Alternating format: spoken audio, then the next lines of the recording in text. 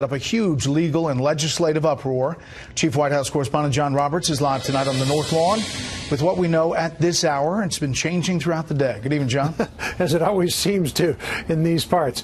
Brett, good evening to you. It has long been expected that President Trump could declare a national emergency in order to build his border wall. But when the news finally dropped this afternoon, it shook the halls of Congress. As the White House was taking a microscope to the spending bill this afternoon, a stunning announcement from Senate Majority Leader Mitch McConnell. I've just had an opportunity to speak with President Trump, and I would say to all my colleagues, has indicated he's prepared to sign the bill. He will also be issuing a national emergency declaration at the same time. The announcement made good on a threat the president had said he'd prefer not to use, but was left with little choice after receiving the text of a bill that fell well short of what he wanted.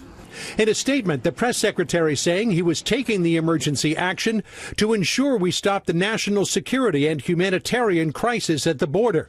The president is once again delivering on his promise to build a wall, protect the border, and secure our great country. In a joint statement, the Speaker of the House and Senator Chuck Schumer said declaring a national emergency would be a lawless act, a gross abuse of the power of the presidency. The precedent that the president is setting here is something that should be met with great unease and dismay by the Republicans. And of course, we will respond accordingly when we review our options.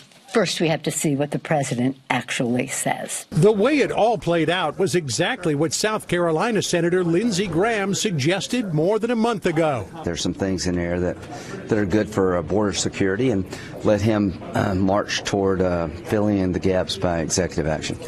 The spending bill gives the president $1.37 billion for pedestrian fencing in the Rio Grande Valley sector. But there are also restrictions that the president is bristling at. The bill stipulates that border wall cannot be built in several areas, including the National Butterfly Center west of McAllen. It also gives local authorities in 5 Texas border towns veto power over the wall. And it puts significant handcuffs on the president's discretion to make changes in spending. There are 354 instances in the bill where the phrases "none of the funds," "none of these funds," and "none of the amounts" are used to place restrictions on how the money can be used or moved around. Declaring an emergency may allow President Trump to move some money around from other departments to add to wall construction. It will almost certainly land him in the courts, but he will be able to tell his base he did all he could to make good on his central campaign promise. The House Speaker said it also sends a message to the Democratic base. If the president can declare an emergency on something that he has created as an emergency, an illusion that he wants to convey, just think of what a president with different values can present to the American people. White House officials say that their attorneys have been looking at the ins and outs of an emergency declaration for months, and while they do expect that this will end up in the courts and most likely in the jurisdiction of the Ninth Circuit Court of Appeals, the press secretary Sarah Sanders said today that the White House is very prepared to meet a legal challenge. Brett? John Roberts, live on the North Lawn. John, thanks. Let's bring in our panel a little early tonight with the breaking news. Byron York, chief political correspondent of the Washington Examiner. Susan Page, Washington bureau chief at USA Today. And Tom Bevan, Real Clear Politics co-founder and president. Byron, your thoughts? Well, on the bill itself, the president really has to sign it. He gave in during the last government shutdown because the political pressure, the pain got too great. Now, in this case, he would have a bill on his desk. The only thing between keeping the government open and shutting it down would be his signature. There's no way he wasn't going to do it. Now, on the issue of a national emergency, I think what we're going to see here is Democrats are, of course, going to claim that there's simply no emergency. It just doesn't exist. The court challenges will be filed within seconds after the president does this. The president's case is going to be, look, there are about 30 current national emergencies declared by presidents. Most of them have to do with sanctioning individuals in countries that are very troubled, Nicaragua, Venezuela, Burundi, Yemen. But the president will say, look, last year about 400,000 people were apprehended trying to cross illegally into the United States between the ports of entry. And who's to say that's not a national emergency? And that's what he'll argue. There actually have been 58 since 1976. If you look at this graphic, there are 30 that are still active. These are all the national emergencies that have been declared. President President Obama had 12 of them, including the bird flu emergency and others. Take a listen to lawmakers on national emergencies. I think declaring a national emergency, where there is no national emergency, is not good for the president to do. It's not my preferred choice, but I don't think the world's going to spin off its axis. Declaring a national emergency would be a lawless act. I think he has all the legal authority in the world to do this. I think all of us will come to regret this. It is not the right way for the president to try and end run Congress. Lindsey Graham, the most vocal, Susan, saying, I stand firmly behind President Trump's decision. He obviously hasn't done it yet. Word is that Senator McConnell is trying to still try to prevent him from doing it. Well, although Senator McConnell said on the floor of the Senate he would support the president if he declared a national emergency. You know, it's true that there are other national emergencies. That's not so rare. This is a somewhat different utilization of that presidential power than most of the others in history. And, you know, interestingly, President George W. Bush once threatened to declare a national emergency, and it was blocked in effect when George Miller from California used a kind of an obscure parliamentary provision that meant that you could oppose it, and if you got a majority of the Congress to vote against the declaration of national emergency, it was repealed. It was pushed back. And that is another course that Democrats could pursue. Certainly that would pass in the House. It is possible a proposal like that might pass in the Senate because there are several Republicans who have expressed concern. Tom, our latest Fox poll, we asked the question about bypassing Congress, declaring emergency to build the wall. It is upside down, this 56-38. But if you look at others like number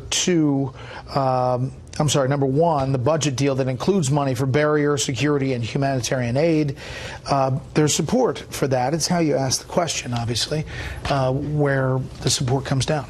Yeah, I mean, this is a risky move on Trump's part in the sense that it does certainly shore up his base, and it keeps the issue top of mind. And I think the contrast that Trump likes is the idea that it's a matter of opinion. He says this is a national emergency, and Democrats are rushing to the barricades to say this is a complete fiction, it's an invention.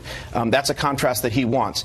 The downside is it puts the focus back on a split in the Republican caucus, and the media will certainly cover all of the Republicans that are going to come out and say this isn't the proper way to go. So, you know, after Trump got a pretty significant bump in his job approval rating after the State of the Union speech, in part because of the bipartisan message, I think, he's back to brawling. And so we'll see how this works out for him. But it's definitely a risky move on his part. You know, I talked to a couple of people who said that part of it was the way the bill was written, that it had all these handcuffs in it. The funds cannot be used for X, Y, and Z, and that they were trying to move different pots of money around to make at least some part of the wall work through moving this money. And it was pretty handcuffed by 354 phrases. Yeah. Well, John mentioned that, and there are several geographical restrictions. There are parks that you can't put up any barrier parks right on the border. But, you know, from a policy standpoint, this may not be a popular view. Trump actually did make some progress here. The administration has already been replacing about 125 miles of dilapidated, inadequate fence with new, strong barrier. This bill allows them to do 55 miles of currently unfenced area with a new, strong barrier, and that really, arguably, is an improvement in border security. Now, it's not nearly what the president wants. It's more like the glass quarter full. But on the other hand, he actually made some progress from a time not too long ago where the Speaker of the House was declaring any such barrier immoral. And not too long ago, Mr. Trump tweeted about President Obama. Republicans must not allow President Obama to subvert the Constitution of the U.S. for his own benefit and because he is unable to negotiate with Congress. As you can imagine, Democrats are pouring out in their response. Tulsi Gabbard, running for president. Every time a president declares a national emergency in order to get his way on a particular issue, the closer we are to a dictatorship. Who needs Congress or the people if the president can make the decision on issues by himself? Very dangerous precedent. That's a little overheated, don't you think, Susan? That may be a little hot, but here's what Nancy Pelosi said this afternoon. She said, you know what, Republicans are opening a door that a Democratic president will be able to walk through in the future. So when a Democratic president looks at the state of the nation, they might say climate change is a national emergency. Congress won't act. I will. Or gun violence in schools. That's a national emergency. Congress won't act. I will. Now, that is President Trump may not care about that. He won't be president anymore. But that is a long-term risk for the Republican Party. You agree with that? Yeah, well, sure, it's going to set a precedent, but a Democratic president has already walked through it. Obama used his pen and his phone for an executive order that he himself said was not constitutional and did it anyway. And so this is sort of a logical progression. I do think it'll set a precedent, and certainly Democrats will exploit it when they can, but we're already down that road. And does the base say the hat tip to national emergency solves the pushback on the bill? Well, Trump's base has thought this was a national emergency for quite a while, before the 2016 election. So they're not going to take any convincing. But I think the president has to make the case to a larger public that with all of these crossings and with U.S. law basically preventing the United States from immediately returning border crossers to Mexico, it creates a national security issue plus a humanitarian crisis on the border where there are lots of people growing by 30,000 a month that the United States either has to take care of or release into the United States. We'll have a House vote tonight, and then we assume the president will make his decision and announcement sometime before opening of business Tuesday morning, 9 a.m. Panel, thank you. We'll see you later in the show. Meantime, the U.S. wants its European partners to leave the Iran nuclear deal. That is one major focus of a summit in Poland on Middle East issues. We'll have an extensive interview with Secretary of State Mike Pompeo from Warsaw in just a few minutes. But first, the latest on the meeting from State Department correspondent Rich Edson. European governments should join the United States, leave the Iran nuclear agreement, and stop enabling Iranian business. That's Vice President Mike Pence's message to Britain, France, and Germany. Sadly, some of our leading European partners have not been nearly as cooperative. In fact, they've led the effort to create mechanisms to break up our sanctions. The Vice President joined Secretary of State Mike Pompeo at a summit in Warsaw to promote a future of peace and security in the Middle East. For the Trump administration, that largely means confronting Iran. There was not a defender of Iran in the room. No country spoke out and denied any of the basic facts that we all had laid out about Iran. Britain, France, and Germany are still complying with the Iran nuclear deal because they say Iran is still complying. They have created a process to help Iran conduct business despite U.S. sanctions. In response to the vice president's criticism, a British Foreign Office spokesperson says, quote, "The UK is not and has never been naive about Iran and its nuclear intentions. The best way to address these wider concerns is while the nuclear deal remains in place." Pence says compliance is not the issue. The deal itself is the issue. While the U.S. and allies disagree on the nuclear agreement, the European governments have criticized and worked to address Iran's ballistic missile program and its interference across the Middle East. Brett? Rich Edson at the State Department. Rich, thanks. We'll have my interview with Secretary of State Mike Pompeo a little later in this program. Up next, a former top FBI official says he was in on the talk of a plan that could have removed President Trump from office. We'll bring that to you. First, here's what some of our Fox affiliates around the country are covering tonight. WDRB in Louisville as a federal utility board moves to close a coal-fired power plant in Kentucky over the objections of President Trump and some state GOP leaders. The Tennessee Valley Authority voted to retire the remaining coal-fired unit at its Paradise Fossil plant by December of next year. The head of the board says the decision is about finances. Fox 32 in Chicago with a legal challenge to the planned construction of former President Obama's $500 million presidential museum and library. A judge heard arguments today on a city motion to dismiss the lawsuit. An advocacy group says the project violates laws barring development in lakeside parks. And this is a live look at a foggy Denver from Fox 31. The big story there tonight, an end to the teacher strike. Educators will get pay raises of about 11% with built-in cost of living increases and more opportunities for future salary hikes. The deal still must be ratified by the full union membership. That's tonight's live look outside the Beltway from Special Report. We'll be right back.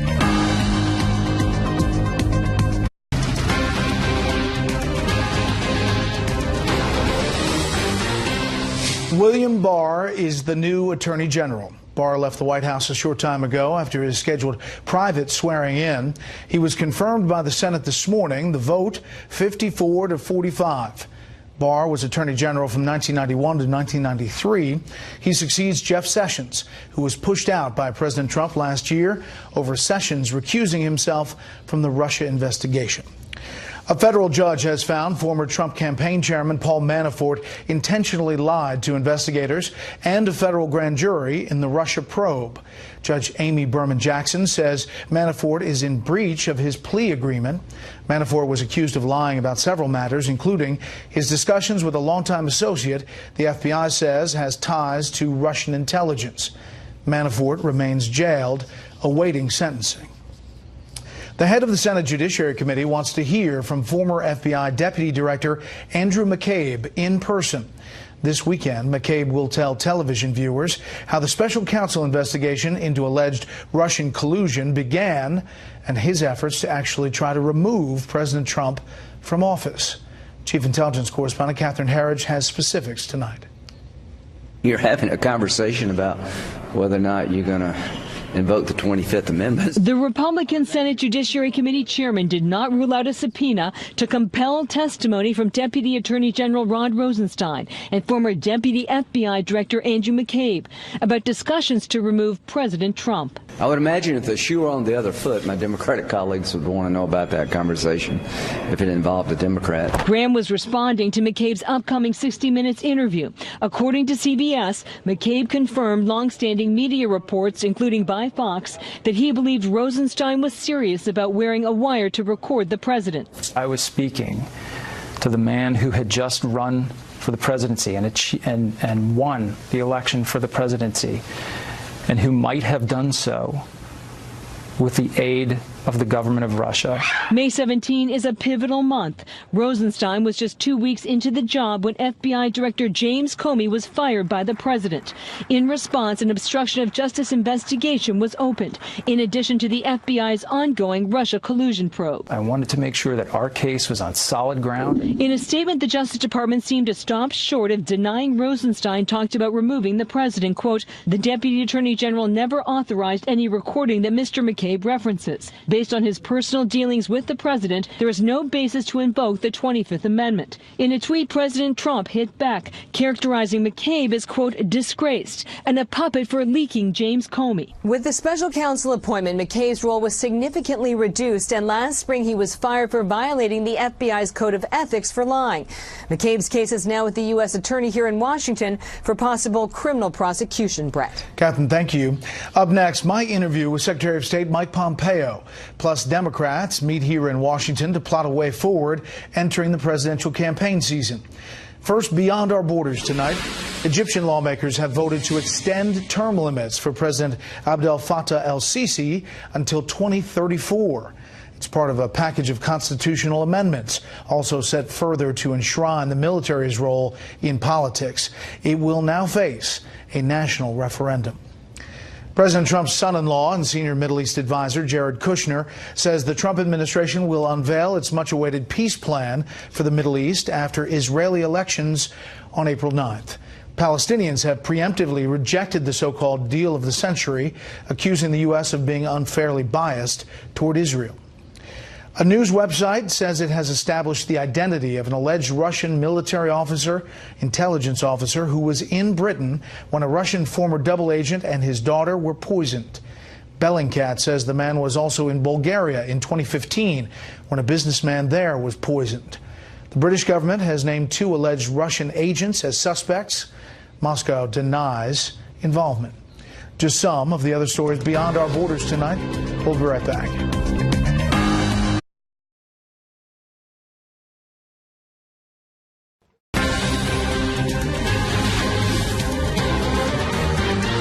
President Trump's doctor says the commander-in-chief is in very good health. The results of the 72-year-old president's periodic physical exam state that he weighs in at 243 pounds, has a resting heart rate of 70 beats per minute, blood pressure of 118/80, total cholesterol at 196, and an average temperature of 98.2 degrees. The doc says in the report his cholesterol is a little high, but overall, he wrote, quote, the president is in very good health overall. Democratic Party leaders are here in Washington tonight for their annual winter meeting, and we're learning new information about their presidential primary debates, which will begin in, get this, 4.5 months. Correspondent Peter Doocy tells us what's on the agenda. Good evening, Peter.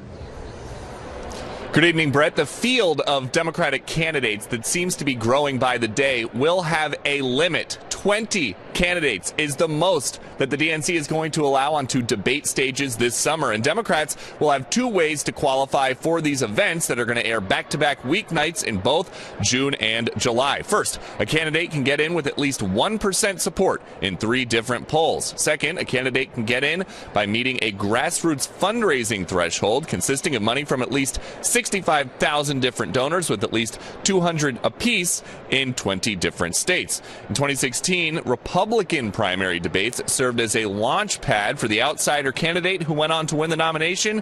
But in 2020, Democrats say they want to do things differently. It's not going to be like WrestleMania. We're not talking about somebody's hand size or their mom or anything like that. We're going to talk about policy, things that impact the lives of the people in rural communities and urban communities. Something else the Democratic Party is pushing this year, making primaries and caucuses more accessible. So for anybody in Iowa who might have to work caucus night next year, they'll have a handful of dates. They can go and express a presidential preference ahead of time, while others will be able to caucus virtually.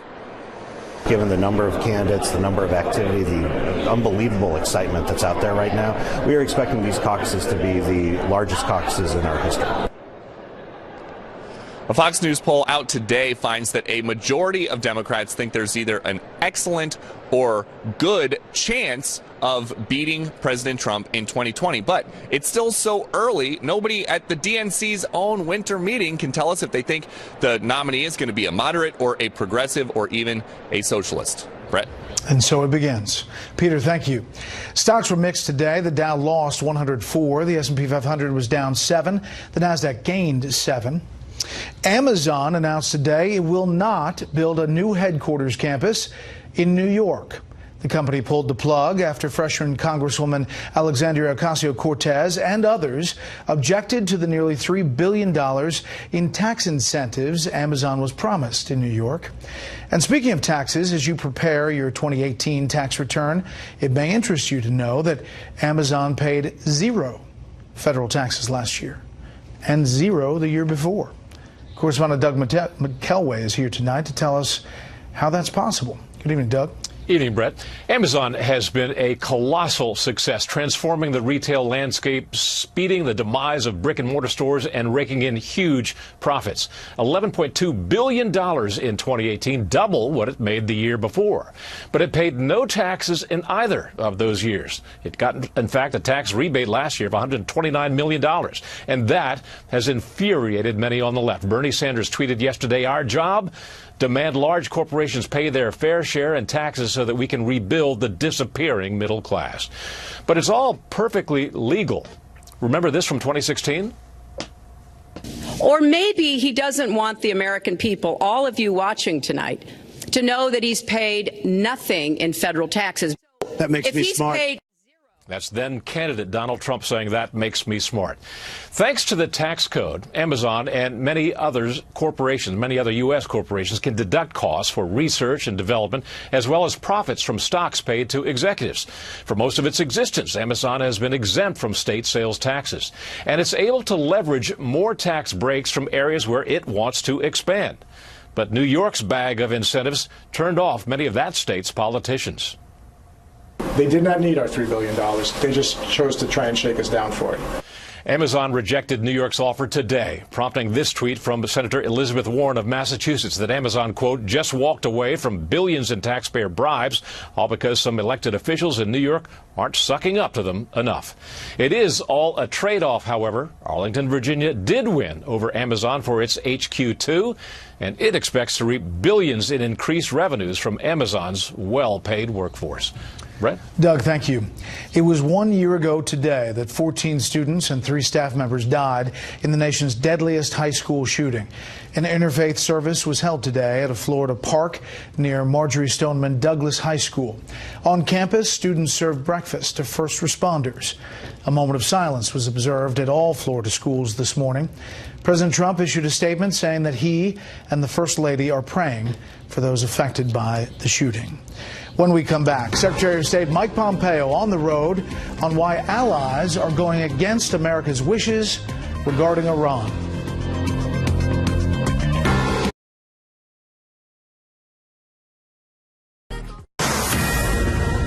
This is a Fox News alert. Venezuelan disputed president Nicolas Maduro tells the Associated Press he will not resign.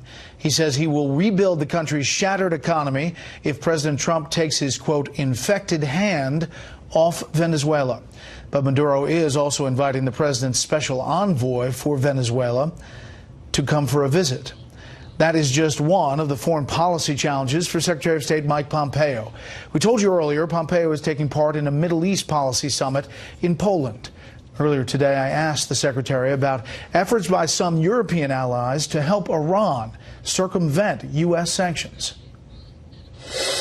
Brett, we've made clear since our withdrawal from the JCPOA that we thought it was a horrible deal and one that was not good, not only for America, but good for the Europeans as well. We've been encouraging them to leave the deal since the very day that we did.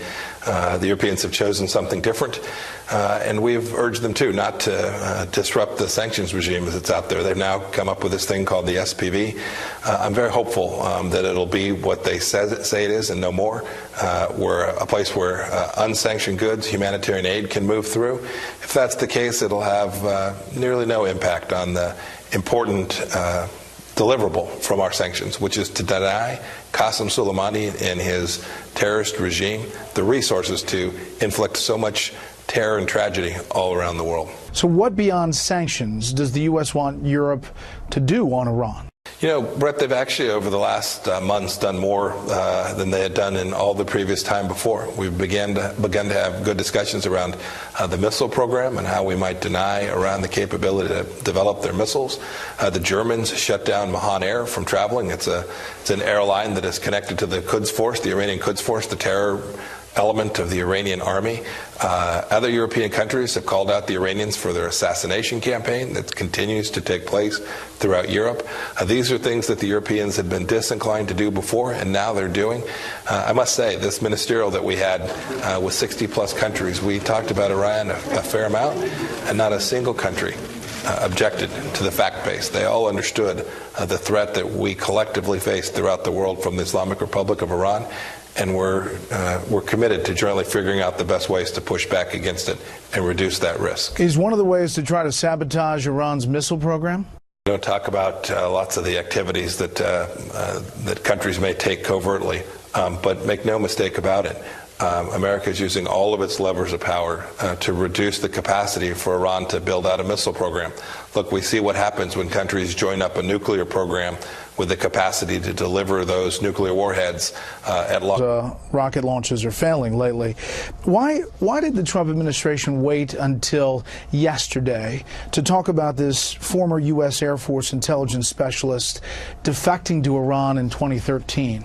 I'll have to defer to the Department of Justice on that. It's a criminal prosecution, and I just don't have anything I can add for you there, Brett. Do you have a sense of Iranian spies working this way inside the U.S.? Make no mistake about it. The Iranian intelligence service, both the IRGC's intelligence service and their main MOIS, their main intelligence service, are working actively not only against the United States, but working against European countries, working against Arab states. They are a powerful intelligence service, and one that our intelligence service that I used to have the privilege to run is working hard to make sure does no damage to the United States of America. I know you can't get into specifics, but I mean, is there a broad estimate how many spies Iran has inside the U.S.? Brett, if there's one, there's too many. I want to talk to you about a couple more things. One is North Korea. We're nearly 6 months after Singapore, obviously heading towards Vietnam. The Vice President acknowledged the U.S. is still waiting on North Korea to take concrete steps to dismantle its weapons. What does the U.S. need to see from North Korea to say there's progress here on that front? Yeah, I think the Vice President summed it up pretty well, Brett. We've had some good things that followed from the Singapore summit. We haven't had missile tests. There haven't been the testing of nuclear explosive devices. Those are good things. But the ultimate objective, the complete and final denuclearization of the Korean Peninsula, there's still a lot of work to do. And we hope, I guess it's only 2 weeks off now, we hope when the two leaders get together again, they can make substantial progress along that objective, which I think the entire world shares. How much does the formal ending of the Korean War factor in? But it's something we've had a lot of talks about. In fact, my team will redeploy to Asia here in a day or two to continue conversations around all elements that were discussed back in Singapore. Remember, we not only discussed denuclearization, but we talked about creating security mechanisms, peace mechanisms on the Korean Peninsula. I hope the two leaders have a chance to talk about that as well. I fully expect that they will. We also talked about a brighter future for the North Korean people if we can successfully get the result that Chairman Kim promised President Trump. Remember, he made that commitment that they would denuclearize. And so we hope to make real progress along each of those elements of what the two leaders agreed to back in June. But there is a time or something on the calendar that says we're going to wait this long, and if Kim does nothing on denuclearization, we're going back to maximum pressure. Is that still in the cards? Yeah, Brett, one of the core principles of the Trump doctrine is we don't tell our adversaries what we're going to do. And so we've had lots of conversations about how we hope this proceeds, but I just don't have anything I could say about a deadline like you're supposing. The president's going to say that almost all of the ISIS caliphate in Syria is gone. We're hearing. What happens to the foreign fighters in Syria whose countries refuse to take them back in? It's a real challenge. It's one of the reasons my team's been working now for a week. Brett, we've got soldiers, sailors, airmen, and Marines that did good work to take these terrorists from the battlefield. We cannot let them out. We can't let their children have to recapture these folks. It's unacceptable. It presents real risk to the United States, and the Trump administration is determined to prevent that from happening. Afghanistan, how long are you prepared to sit at the peace table with the Taliban? We've made real progress, not just with the Taliban, but with other Afghans as well. I think they all have a view that 17 years, see if we can't find a means by which we can get a political resolution in Afghanistan that provides the security elements that are so richly needed and a political solution that can ultimately take down the risk that Afghanistan has presented to the United States for now 17 odd years. Last thing, Mr. Secretary. You know, up on Capitol Hill, there's been some recent votes, including by Senate Republicans, on Saudi Arabia and Yemen, on war powers, on Russia sanctions. At some points, undercutting the president's foreign policy. Is this a growing trend, and what do you think about it? I must say, the conversations I have on Capitol Hill are, in most cases, supportive of what the administration is doing. There's places that various senators disagree. You highlighted a couple. Congress on Yemen, I must say, I'm surprised. To the extent we prohibit things taking place in Yemen, we're only benefiting the Iranians. They're the ones that are